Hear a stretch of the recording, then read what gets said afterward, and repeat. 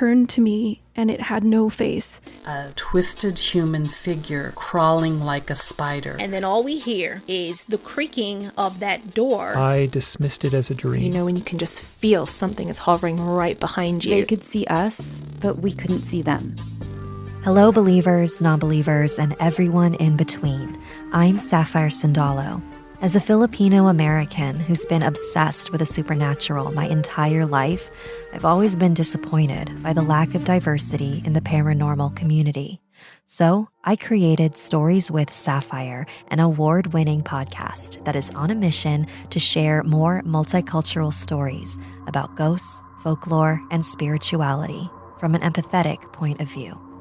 Even if you're not a believer, I hope my show inspires you to look at the world a little differently.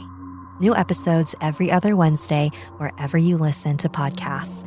And in between those weeks, I release a spooky animated video on my YouTube channel. Head over to storieswithsapphire.com for more information. That's Sapphire, Sapphire. Salamat and good night.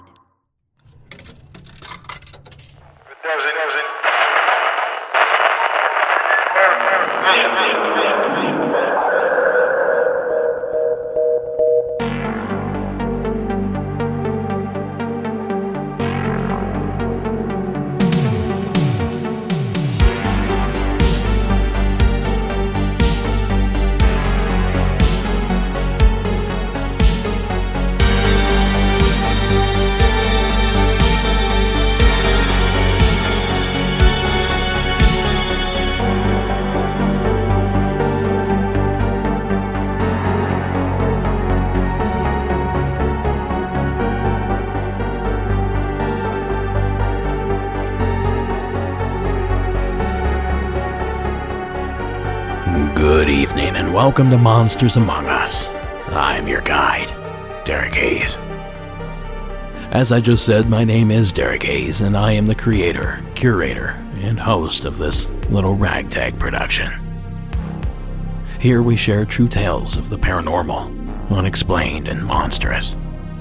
Real stories that affect real people. If this is your first time listening, you're in for a bit of a ride. Because you see, tonight's Season 11 premiere episode is the long-awaited Waterworker special. The common thread of all these stories is that they somehow involve working with, on, in, or around bodies of water. So strap on that life preserver, batten down the hatches, and meet me on deck for an evening of hauntings on the high seas and beasts below the waves. Ladies and gentlemen, your Season 11 premiere. Before we explore the depths with our first caller, I grew up in the Appalachian foothills of Ohio, and water wasn't a big deal there. That is, unless it flooded, which it did occasionally. But what I mean is that we didn't have large lakes or even wide rivers.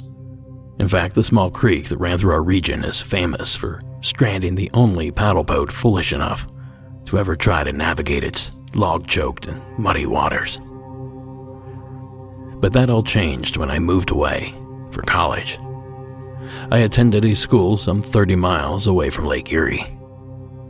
And that's when I got my first taste of the Great Lakes.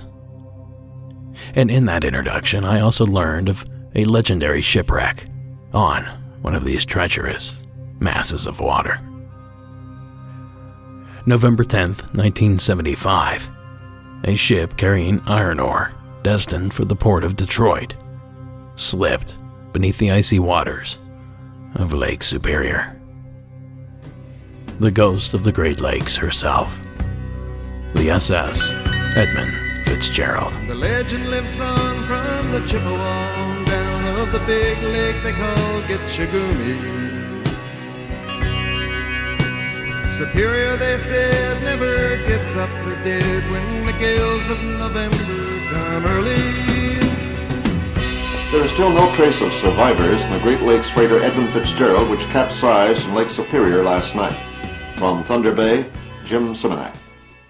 We don't know what Whether the 729-foot ore carrier, the Edmund Fitzgerald, broke in half, capsized, or nosedived into Lake Superior, but its disappearance last night was sudden. There wasn't even a Mayday or even an SOS. The boat was on radar surveillance for 10 minutes by an accompanying boat, but about 7:30 last night it vanished. Winds were gusting up to 80 miles an hour, and waves were swelling to 25 and 40 feet on the lake. The Edmund Fitzgerald is at the bottom, and there's no doubt about that. The search helicopters have already found considerable debris. Lieutenant William Holtz of the U.S. Coast Guard base in Sault Ste. Marie, Michigan, says the vessel has been officially declared lost. Now that original broadcast via Canada's CBC radio. And as Gordon Lightfoot mentioned in his 1976 single, The Wreck of the Edmund Fitzgerald. Superior, they said, never gives up her dead when the gales of November come early. And come early they did, that faithful night. But as it turns out, those words aren't as true as they used to be. As WNEM News 5 out of Saginaw explains in this retro clip from the mid-1990s. Okay, understand that the body is not in the wreckage itself. No,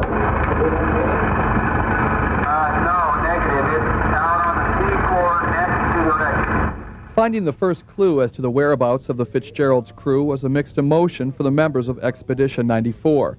There was sorrow, but also a sense of achievement. After all, no trace of the 29 men has been seen in 20 years. That is unbelievable. Why weren't you expecting that? There's 29 people on that ship. Well, because previous investigations to the Fitzgerald had never revealed any bodies, or really never, not a lot of personal effects. They looked into crew's quarters, they looked into companionways, they looked into hallways, they looked into every opening that they could and never saw any indication of a crew member. 2 guest passengers actually made the discovery near the bow section of the wreck. Jack Purvis and his son Scott say the adventure was unforgettable. We've discussed it, and in fact, Scott was almost expecting to see a body. He had discussed it before we went down, thinking that we might see something and what it would be like. And we'd been at the funeral home a week ago to visit a friend, and so it wasn't much different. It's so quiet and dark down there. It reminds me of a church, is knowing that God's down there. Yeah, sure, kid. There's no telling what else is down there either. The thought of a man going down to the bottom like that, with the ship, it just sends shivers down my spine. But it's not the former crew or their bodies that folks on the lake say they see these days. Reports spanning nearly half a century detail a ghostly vessel that slides in and out of the fog that rests on the lake's surface. A ship many claim looks exactly like that of the Edmund Fitzgerald. And in the book, Paranormal Great Lakes by Charles Cassidy Jr., he writes of one such an encounter and details the gruesome scene met by the first sub to visit the wreck some 500 feet below the surface. Here's a sampling from that book. Duluth resident Wendy Mitchell reported that she and her boyfriend had seen the unmistakable freighter on Halloween night in 1980, entering Duluth's harbor and passing under the aerial bridge, which accommodatingly raised to admit the great ship. Mitchell said her boyfriend talked to the bridge operators, who said they were duly signaled by the ghost and could hear the sounds of sledgehammers opening hatches as the ship passed beneath. Some comment has been made into the UFOs and USOs counterculture of a sinister connection between a spat of UFO reports over the Great Lakes at the very time the Edmund Fitzgerald went down, the absence of crew bodies, a detail seized upon by alien abduction theorists, appears to have ended in 1994 when one of a succession of mini-submarine dives to the wreck disclosed decomposing human remains clad in canvas life jackets on the lake bottom.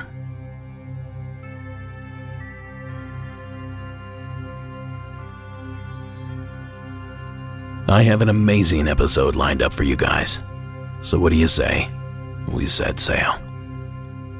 Our first entry of the evening comes to us from a Coast Guardsman from the shores of the Old Line State.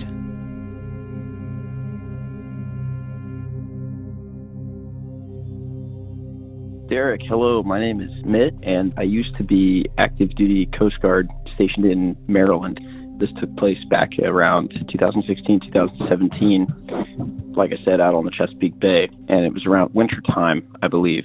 Late one night, we were on duty, and we got a call for a flare sighting. Super common call. It just means that someone somewhere thought that they saw a flare. So obviously we take that very seriously, and we have to go out no matter what. Even if we think it's a firework, we have to go, and we have to do a search just to make sure that there's no one in trouble. So we got this call for the flare sighting. I can't remember what time of night it was, but it was pretty late. I'm going to say around 2 or 3 in the morning. And what was very peculiar right off the bat about this call was our only contact information we had was it was a gentleman by the name of Mr. Ogg, O-G-G. So we thought that was kind of suspicious right off the bat. We thought maybe this is a prank, but regardless, we had to take it seriously. So we get on scene, and it's super late, and it's our boat, and we had another response boat with us, and we have our blue lights on because we're doing a search. And all of a sudden, over Channel 16, which is the maritime hailing and distress channel that every boat is required to listen in on when you're out on the water, and it's primarily for emergencies and for hailing other boats. You can tap into this channel if you have a ham radio, I believe. So this guy, Mr. Ogg, all of a sudden hails us. We can't tell where he is or where this is coming from, but he says, "Hey, I can see you. I can see your blue lights." So we think, okay, he's on the shore somewhere. Either he's on his boat or he has a ham radio and he's sitting on his porch. So he's not giving us a lot of information, but he says, "I see your blue lights, and you guys are right in the general vicinity of where he saw this flare." And we're not getting a lot of description from him, not getting a whole lot of information. And we're doing our search, and I can't remember how long we had been on scene when all of a sudden it was only me and one other guy that saw it. Everybody else was kind of looking off either side of the boat, looking for, maybe somebody in the water or a boat that's sinking. And me and the other guy were the only two that saw this. We were looking forward in the boat. And all of a sudden, from over on the horizon, just past the woods on one side of the water, the closer side to the shore, like I said, this is out on the Chesapeake Bay, but we weren't too far out there, we see a green, what looks to be like a rocket, like an RPG almost, as if it had been fired from very, very high up. It didn't arc, which was weird to me because a flare arcs. You would see, okay, this quickly came from land. This looked like it had been fired from on top of a building, but of course there's no buildings around. And it was the brightest thing I've ever seen. It lit up the sky. It went across the horizon in just a blink of an eye. I mean, it must have lasted maybe 2 seconds tops. And like I said, it was only me and one other guy that saw it, or at least the only other guy that admitted that he saw it. It was just the scariest, weirdest thing I've ever seen in my life. And I'd been in for a while at that point and seen a lot of weird, crazy, scary things, but that definitely was in the top 10. We never talked about it again. We ended up calling the search later that night. We didn't end up finding anything. We never heard from Mr. Ogg again, and we all just kind of forgot about it. Nobody talked about it. Anyway, love your show. Long-time listener, first-time caller. Thanks. Hope you can use this. Bye. Thank you, sir. I respect your work, but I do not envy you one bit. That line of work sounds absolutely terrifying. No, I'm not sure if I've mentioned it before, but I have a healthy respect for water. Some could even say it makes me nervous. Now, as if the thundering surf and the dark water wasn't enough to scare one silly, there is an odd man, or should I say an Ogg man, and what I'm interpreting to be some sort of UFO at play here. A UFO in a sense that it was intelligently controlled. Now, if that's the case, it's certainly not the first time we've heard of UFOs interacting with bodies of water. The Shag Harbor and Pascagoula UFO incidents immediately come to mind. But there are also purported bases beneath certain bodies of water. For example, the shores of Malibu, California. Also, the waters off of Coast Breeze, Florida. Both have been rumored to be locations for secret bases. Now, perhaps both of these sound a little far-fetched, but have you ever heard of Lake Baikal and its alien swimmers? Siberia, 1982. With a depth of 1,642 meters, Lake Baikal is the deepest freshwater lake in the world. Given the depth of the lake and its frigid temperature, little is known about what lies beneath the surface. Russian Navy divers are conducting a research mission. 7 Russian divers are at a depth of 50 meters, when suddenly, the frogmen realize they are being watched. These strange humanoid figures were much bigger than human beings and appeared to be wearing helmets of some sort. What on earth are we to make of an encounter like this? It's one thing to talk about USOs, but quite another to talk about humanoid entities deep in the lake. These were large beings, human shaped but like 9 feet tall, wearing what seemed like very tight-fitting silvery suits. Not your normal scuba gear, basically. Swimming in the water, what they've come to call the swimmers of Lake Baikal. The Russian divers then make a fateful decision. They try to capture one. The divers attempted to capture one of these creatures, but at this point, so the documents say, the entities reacted. A powerful, unknown force suddenly propels the entire group of divers up from the deep water to the surface. They did a rapid rise to the surface of the water. Well, when you do that too fast, you suffer from decompression and you get the bends, and it's deadly. There were 7 of these divers, and 3 of them died. According to Russian documents, the surviving divers were too shaken to speak about the incident. But researchers believe the Russian government prevented them from speaking out. And if that's the case, what could they have been trying to keep secret? That clip is courtesy of Quest. Now, this info was made public when Russia released formerly top-secret UFO files to the public. So make of that what you will. But I did manage to find an expedition made to the bottom of the world's deepest lake. And they lived to tell about it. When the 2 mini-subs reached the bed of Baikal, man was set at the bottom of the deepest freshwater lake on the planet. Earlier reports the lake was deeper than previously thought turned out to be groundless. Today we went 1,637 meters deep and moved about 3.5 miles in different directions. The place is absolutely flat. There are no holes or trenches. The deepest point is 1,637 meters, as determined in 1991. Anyway, Baikal needs to be explored further as it's a rich, important scientific laboratory. That clip was courtesy of Russia Today. So maybe the humanoids realized they'd been made, so they moved to Chesapeake Bay, perhaps. Thank you again, sir, for sharing your story. And please, be careful out there. Now maybe you're sitting there thinking, I have a story that's perfect for this show. Well, I'm about to give you a chance to prove yourself right. You can submit your own true paranormal encounter by calling the hotline at 1-888-608-NIGHT. That's 1-888-608-6444. The hotline is open 24 hours a day, 7 days a week. Now our next entry keeps us with the military theme. Please welcome Eli to the program.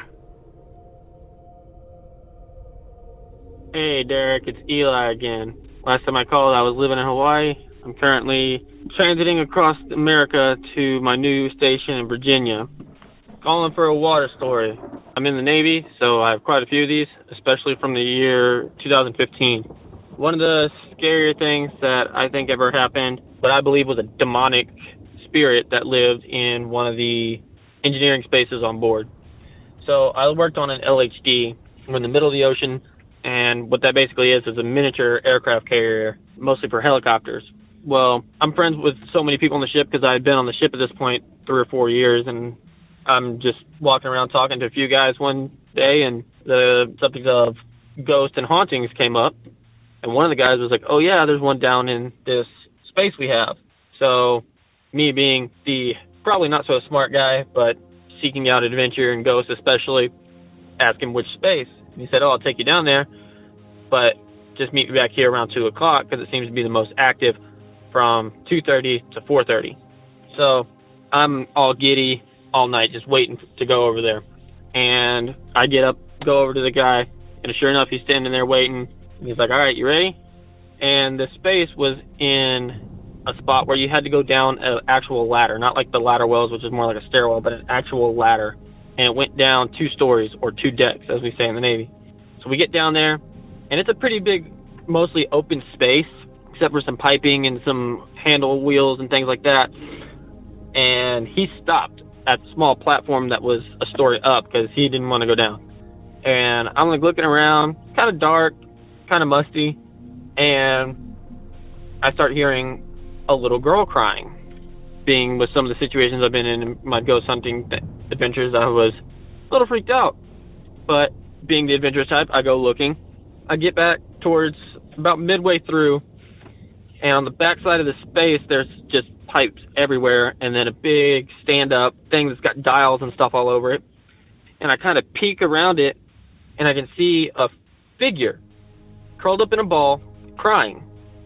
But I can tell that this is not anything I want to get closer to, because it does not look like a little girl. If I had to describe it, it had to look like, oh man, I don't even really know how to describe it. It was just this creepy, skeletal looking, tight fleshed looking thing. And I start backing away, and when I backed away, I bumped into a pipe, and it made a very loud ding. So I kind of look back at the pipe, and I look back to where this figure was. It is not there. So I go bolting towards the ladder, and when I turn back around, I can see it coming out from behind this big stand-up thing with dials and stuff all over it. And it has no face. It is just this fleshy, skeletal object person thing, and it is not happy from what I'm feeling coming off of this thing. That was one of the creepier things that happened. So when I was a senior in high school, living in southeast Texas, Galveston had a slitter bond that would open up at Christmas. So I got picked up for the job, and while I was in Galveston, I got put up in a hotel and all that kind of good stuff. Made some pretty good friends with some of the other lifeguards that were hanging out there, and a couple from Houston, a couple from Galveston, and one from Beaumont. One night, we didn't have to go into work the next day. We decided that we were going to go explore the island of Galveston. One of the local guys said, hey, I know this place is kind of creepy. We should all head over that way. So we're just all walking around, doing our thing, talking, drinking sodas, eating snacks, whatever. And we get to this area where it's a bunch of old houses that were surviving houses of the big hurricane they had in Galveston years ago. While walking around there, everything is super quiet. It's a historical district. A couple of the houses are lived in. Most of them are made up for museums and things like that. So we're just kind of walking around, and at one end of this historical district is where the beach is. And we're coming from the far end, from the inland side, heading out towards the water. And as we are getting closer and closer to the water, we keep hearing this, like, crying noise. And we're like, somebody out there crying? Like, we should go check them out. You know, make sure everybody's okay. I mean, we're all lifeguards. We all have a responsibility to make sure anybody's okay, especially near water. So we're walking out there, and we get closer and closer, and the crying is getting louder and louder until we get to the water. And where the water is, I don't know if you've ever heard of Galveston Island, but they raised the entire island several feet. So there's this big concrete embankment. And as we look down to the water from the top of this concrete embankment, we can see somebody that looks like they're crying next to the water. So me and one of the guys from Houston, who had a lot more training and things like that in both lifeguarding and life-saving, decided that we were going to just crawl down this embankment and get close to him. So we crawled down, and as we get to the bottom, all of our friends that are up top just start screaming, he's behind you, he's behind you, he's behind you. And we turn around, and this guy, looking like he had wood chips in his face and everything like that, is standing right behind us. I mean, he was clear as day. We both jumped back and kind of startled, but when we came back to our senses, he was nowhere to be found. We looked up at our friends, and they were like, he just vanished, dude. We're not all historians or anything like that, so we don't know exactly who this guy was, but we know it was a pretty creepy thing and assume that he was probably one of the many that died during the Galveston Island hurricane. Anyway, love the show, Derek. Keep it up. Bye.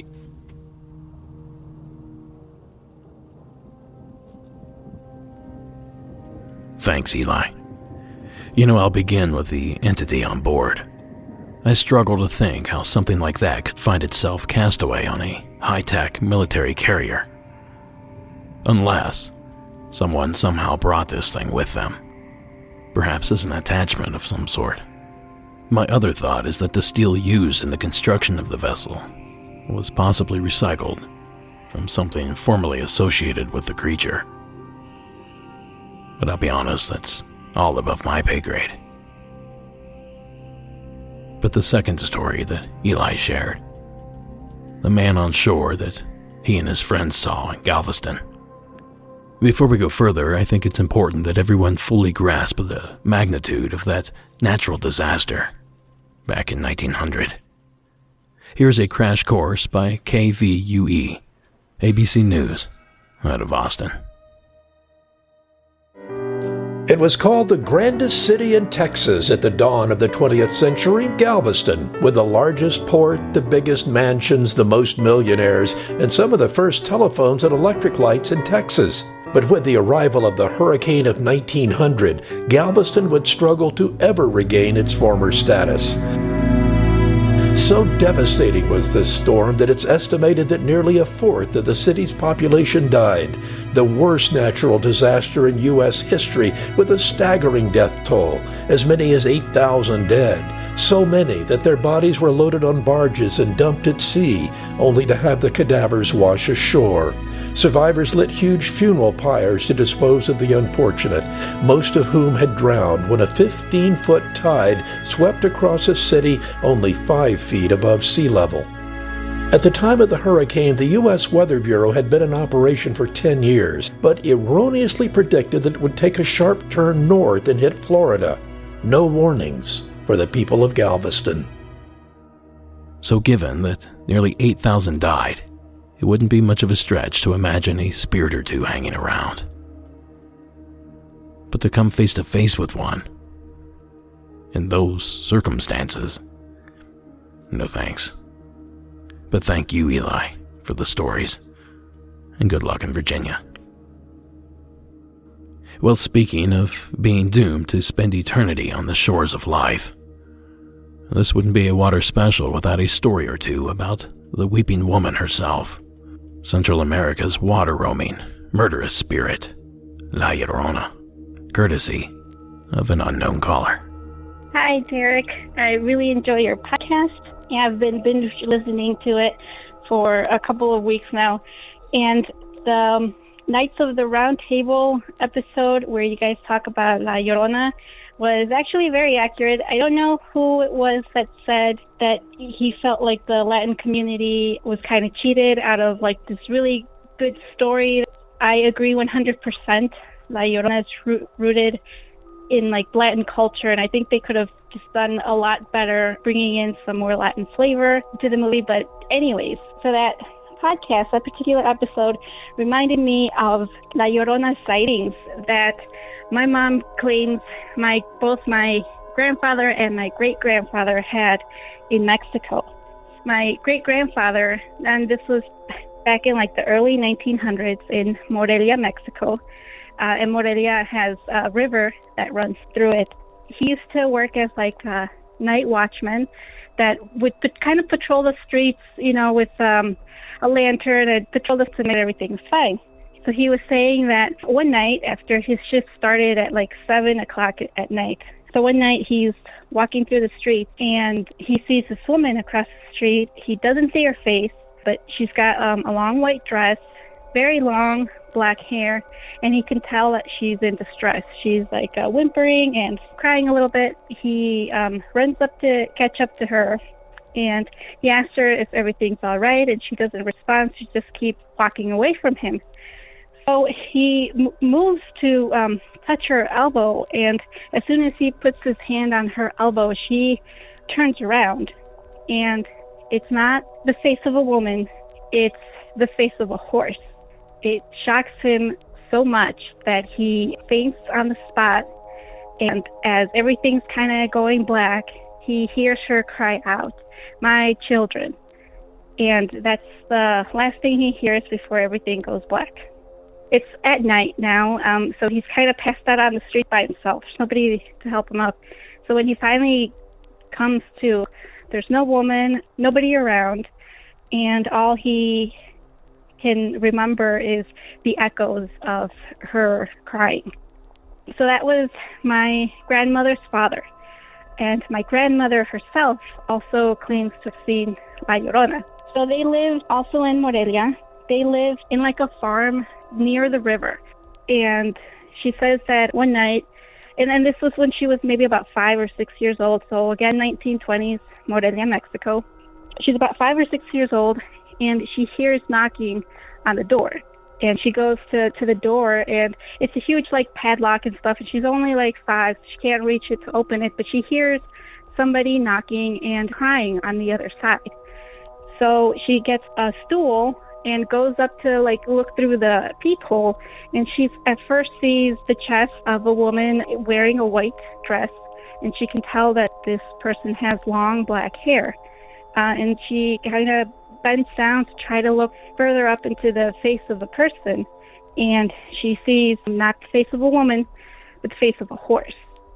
It scares her, it startles her. She goes to run to my great-grandmother to tell her there's a horse knocking. My grandmother dismisses it as some sort of like a joke or like the imagination of a child, but she goes and opens the door, and they like look around outside, and there's nothing. So it's like twilight. It's starting to get dark, and there's nobody there. And my great-grandmother dismisses it as just a figment of her imagination. But my grandmother swears to the day she died that she heard the knock, heard the cries, and saw the woman with the face of a horse. So the horse face is a little new. I don't remember if it was touched upon in your podcast, but they say that you've seen La Llorona versus a regular woman in white ghost because she was cursed for having killed her kids. And she's cursed to, of course, walk the earth near bodies of water, usually rivers, looking for her kids. And she has the head of a horse. So, yeah, it was my great-grandfather, my grandmother, and a couple of different family members in Mexico that have swear to this day that they have heard whimpering and crying near the Morelia River, and that have seen this La Llorona with the face of a horse.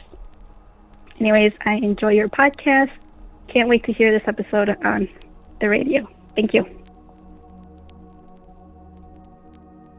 Thank you, caller.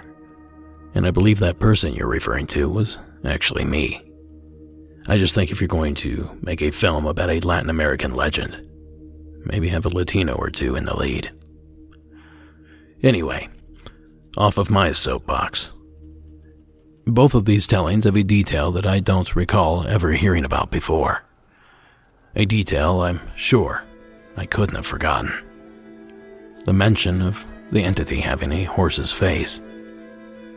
Now, I did a little digging and I found a few mentions of this detail. So perhaps it's simply a variant, like your sheep or bat squatch.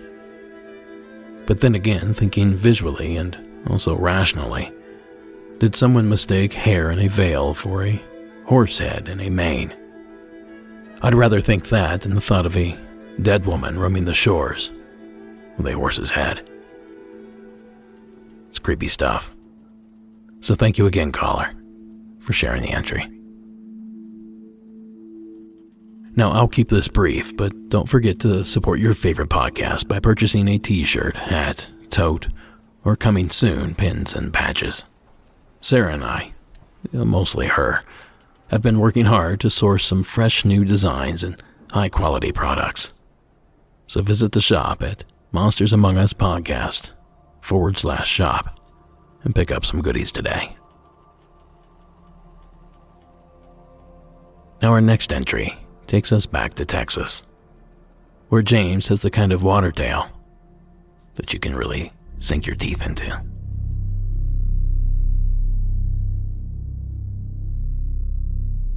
What's up, Derek? James from Texas. Just wanted to give you a call. It wasn't my sighting, but my grandfather and my uncle, they grew up in Deep East Texas, and there's a river there called the Trinity River. And a lot of people know it, especially from Texas, but it's known for its alligator gars. Well, the story goes, my grandfather and uncle were bow fishing for these cigars in the river way back in, I don't even know when, probably 60s or 70s. Anyhow, they came into this one little area, and my grandfather was in the front of the boat, and my uncle was in the back of the boat. Both of them, at the same time, stood up in the boat and started to draw their bow. My grandfather said he saw a head. My uncle said he saw a tail. And then suddenly my grandfather just happened to look between the two, and there was a shadow connecting the head and the tail. And he told my uncle to drop the frickin' bow and let's get out of here. To give you an idea, they were in a John boat that was 12 foot long, and the shadow of the gar exceeded that John boat. So they estimated the gar to be up to about 15 foot long, and they were not going to even try to tackle that beast. So enjoy the show, man. Keep it going, and talk to you soon. Thanks, bud. Thanks, James. You know, for someone that doesn't like water, I sure do love fishing. I used to be quite good at it, too. And I find myself braving all sorts of waters, rod in hand. Places I'm certain I'd otherwise never go empty-handed. And it's stories like James's that's one of the reasons I feel that way. But 15 feet. You know, the world record is an 8-footer, weighing in at 327 pounds. Nearly half the size of the creature James purported. So I set out in search of other accounts of these prehistoric beasts reaching that near impossible length. Well, lo and behold, I found what I was looking for. And on one of my favorite television programs, no less. Jeremy Wade's River Monsters. 140 miles from the ocean, I'm on a mission to get face to face with a monster of the deep south. The alligator gar, a shark-sized river dweller. At Lake Livingstone on the Trinity River in Texas, I seek out legendary fisherman Bobby Fly for some clues on how to find a giant specimen. He caught one 7 feet long that put him in the Hall of Fame, and he believes there are still big gar around on the Trinity. Now, I have seen one 14 foot long down there, dartfish. Oh, really? Mm-hmm. And I was tied up in the top of a willow tree with a 14-foot flat bottom, and this bad boy come right up beside me and just surfaced right there. And I seen the front of my boat and the back of my boat, and I seen fish all the way. So I immediately pulled up the slack, undone my rope, and went on to the house. I didn't hang around.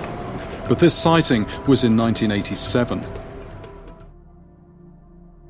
Now that clip was pulled from Season 1, Episode 2 of that highly recommended series. So it's 14 feet, here with Mr. Fly. I imagine the Trinity was probably teeming with these giants a few hundred years ago.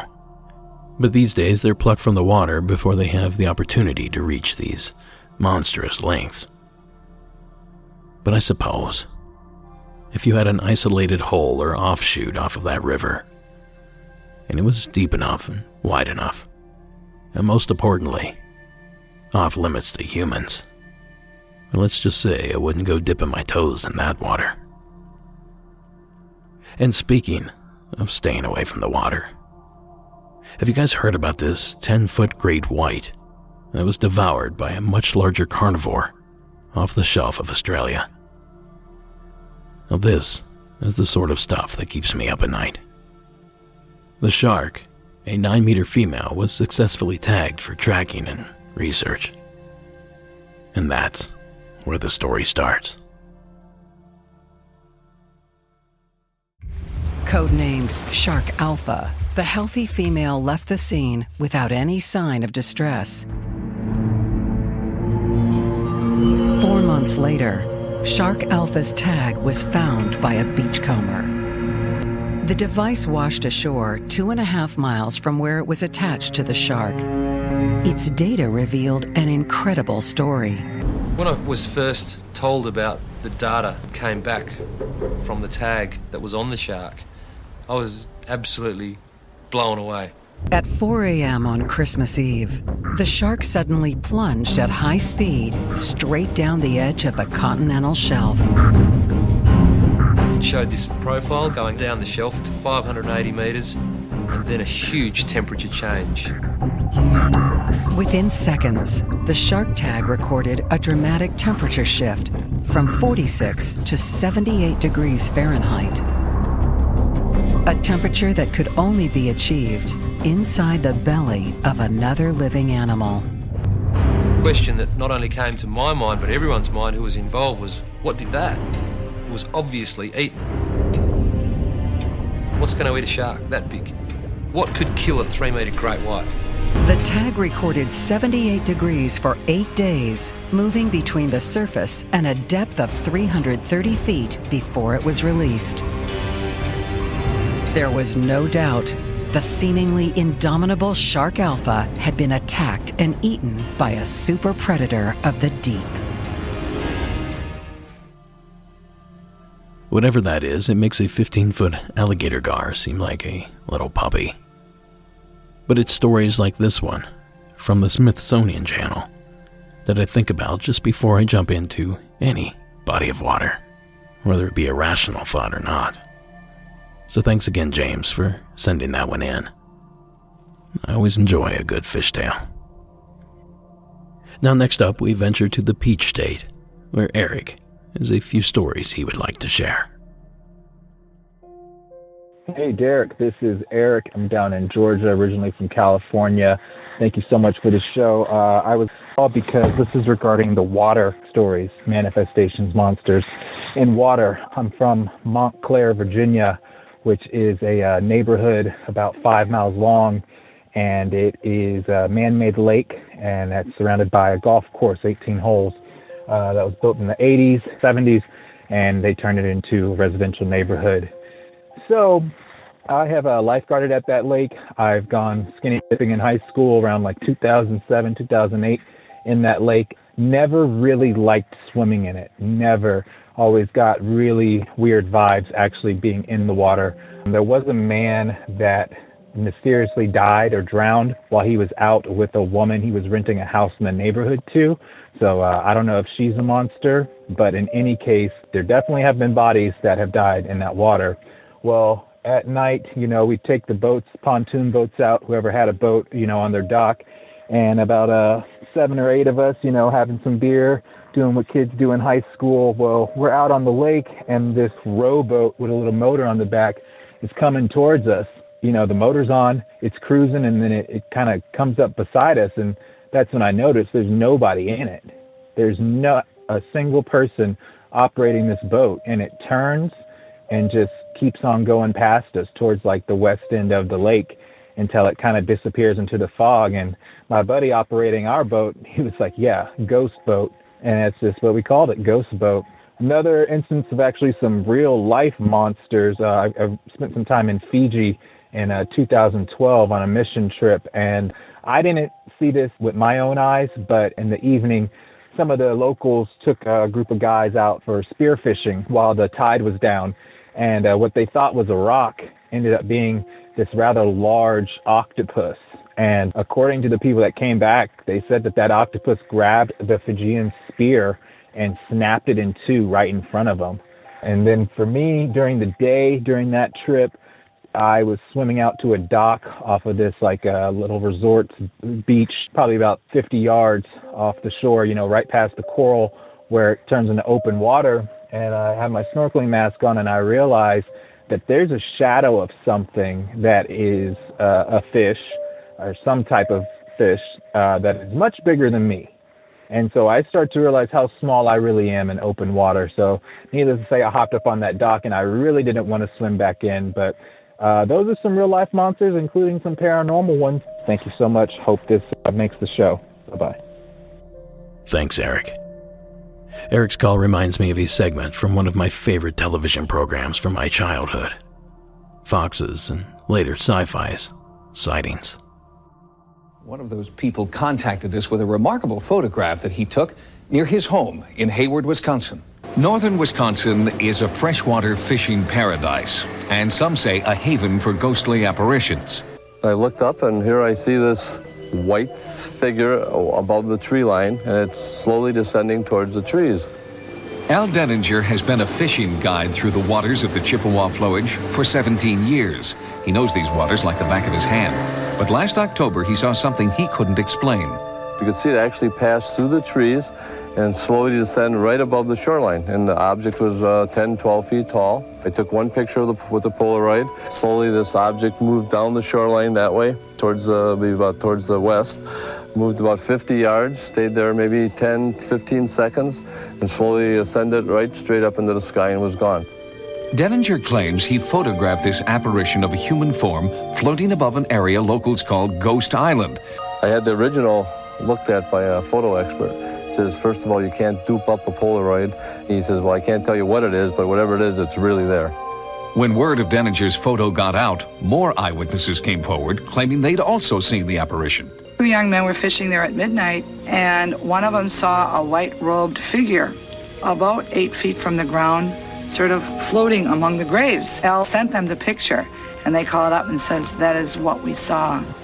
Stories of discontented spirits haunting Ghost Island have existed since Wisconsin's Chippewa River was dammed in the 1920s, causing floodwaters to engulf the island's historic cemetery. Most of the graves were moved to higher ground, but locals worry about the plots that were left behind. Could the apparitions be restless souls searching for their displaced loved ones? I've always had an open mind, and I've always figured that you're a little naive to think you're probably the only one in this universe, but whatever I saw, it definitely wasn't from anything I've ever seen before. To take a look at this segment, and more importantly, the photograph, check out the show notes. It's not an easy thing to find on your own.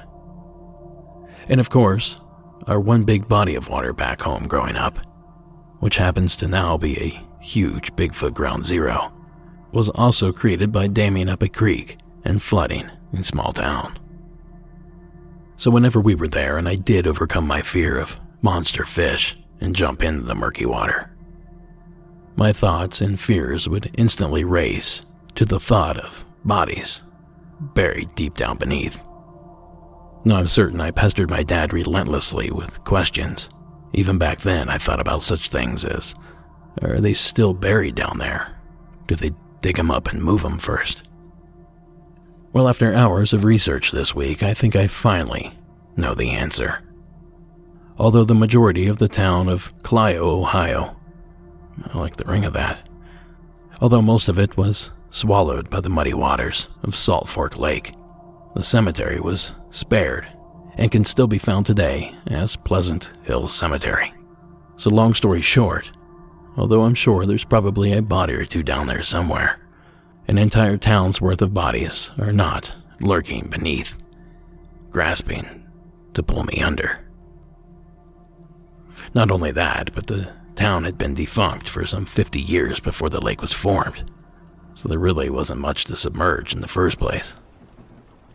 But at any rate, back to that photo. It's a Polaroid of a spooky-looking Midwest lake, the fall colors in the distance, the murky water in the foreground. And just as Tim White said in the package, there's clearly a white object seemingly hovering above the water's surface.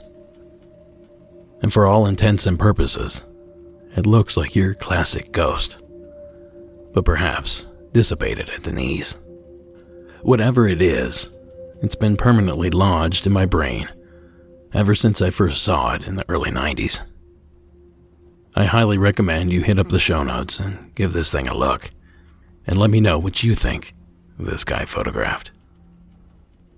Now, speaking of seeing things, if you've got a ghost on photo, or any other photo, video, or even audio of the paranormal or unexplained, I want to see it. Shoot me an email at mauvideosubmission@gmail.com. That's mauvideosubmission@gmail.com. And I'll always contact any video owner before using the footage in any way. Without trying to give too much away, I'm trying to find ways to expand the MAU brand, and video submissions seem to be the obvious next move. Well, moving right along. For our next entry, we venture north of the border, where Hayden, in Canada, has a good one waiting for us.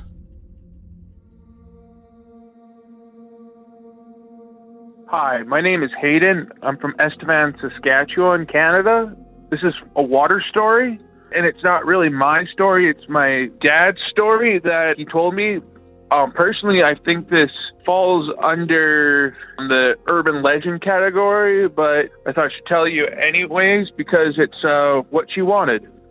Well, okay, here it goes. My dad worked at a water treatment plant in town for the city of Estevan, and apparently there's a ghost that haunts the upstairs part of it.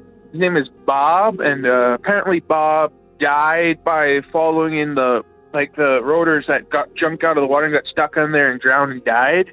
I looked into it to find if there's any truth to it. I couldn't find anything. The closest I could find is that during one of the neighboring towns, a guy jumped in the water tower and committed suicide. I don't know if that's just how it crossed over or it was just a story someone made up to have fun with it. Yep, and that's it. Thank you. That is all. Bye. Thanks, Aiden. As I do with nearly every call I play on the show, I did a little digging and learned that water treatment plants are paranormal hotspots. There are many purportedly haunted treatment plants across the country. So much so that a wastewater engineering firm that assists local water treatment facilities in Indiana issued a blog post to its customers asking if their treatment plants are haunted, and then goes on to explain reasons why it may only appear that way, including some issues we've spoke about here on the show, like strange acoustics, rodents in the building, and the noisy plumbing issue known as water hammer. But don't go dismissing those reports too quickly. Encounters like Hayden spoke of are more frequent than one would expect, and much harder to explain away. Thanks again, Hayden, for the call. Now at long last, we steady our legs as land crests the horizon. Soon, we'll have our feet on solid ground. But not before one more deep dive. So please, welcome our anonymous caller from the state of New York to the program. Hi, Derek. First-time caller, long-time listener. This is a submission for your water episode. I'm a wildlife technician in the state of New York, and one night for last hour on survey, we came across this what looked to be a small bird come out from the reservoir, do a figure eight, and I was spotlighting the bow of the boat. So I got the light on this bird, and it wasn't a bird. It had two legs, very humanoid, a torso with long butterfly wings on the back of it, and they were flapping vertically. They were not flapping horizontally like a bird. They were positioned vertical on the back of the torso of this thing, and it was flapping vertically like a hummingbird or butterfly. But it had two legs hanging down, and it was this bright white image. And it came out of the reservoir to a figure eight and then went back into the reservoir. I'm not sure what this is, nor should I speculate what this thing could have been because of my career. And because of that, I'm also asking that my voice be hidden using software. So that's my submission, and thanks, Derek. Appreciate the work. Keep it up. Bye.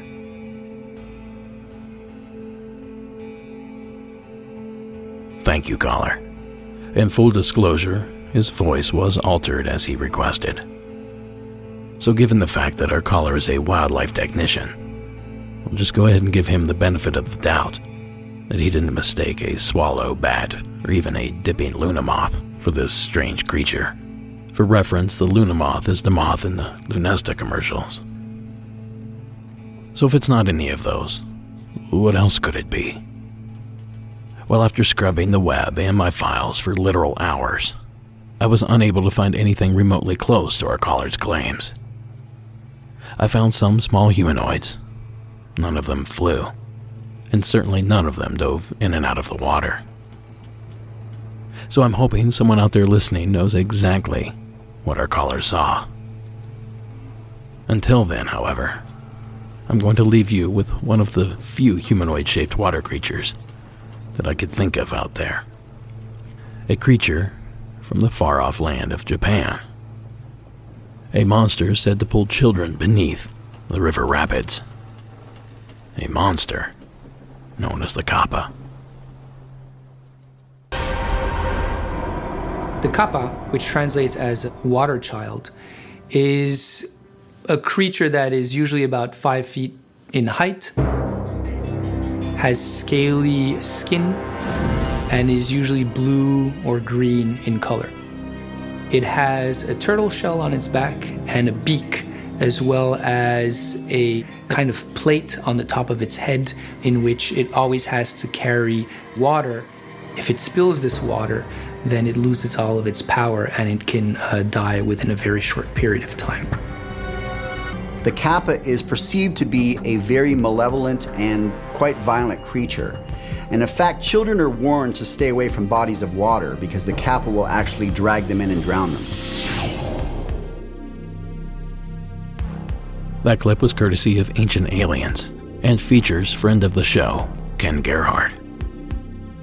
I'll talk about a Teenage Mutant Ninja nightmare. The Kappa are just one of those creatures that you just can't get out of your mind. And I suppose you're sitting there thinking, well, I'm safe. I'm never going to find myself in Japan. Well, on March 3rd of 1972, at 1 a.m., a policeman of the town of Loveland, Ohio, reported seeing a 4 to 5 foot, leathery-skinned, upright creature that somewhat fits the Kappa's description. While this might seem like a one-off encounter, a fellow cop at the Loveland PD admitted to not only seeing the creature, but claims to have shot and killed it.